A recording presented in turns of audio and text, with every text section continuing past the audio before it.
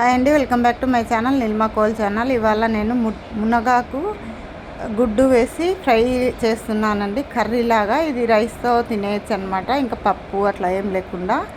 So first మునగాకుని బాగా కడిగి కొద్దిగా వాటర్ వేసుకొని ఉడికించుకున్నాను. ఇది యాక్చువల్గా కుక్కర్లో ఉడికించాలండి.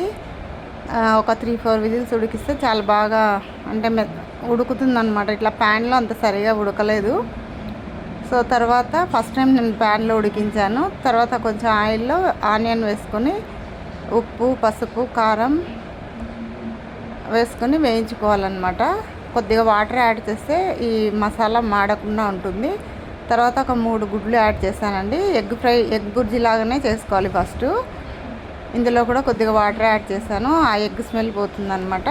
కొంచెం వేగిన తర్వాత ఈ ఉడికించి పెట్టుకున్న మునగాకుని కలిపి ఒక 5 మినిట్స్ లో ఫ్లేమ్లో మూత పెట్టుకుని మధ్యలో ఒక 2-3 మినిట్స్కి ఒకసారి అట్లా కలుపుతూ ఒక 5 మినిట్స్ ఉడికించుకోవాలన్నమాట.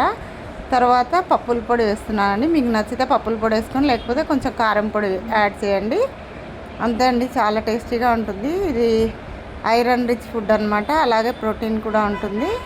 చాలా హెల్తీ రెసిపీ. నచ్చితే లైక్ చేయండి. Please subscribe. Thank you for watching.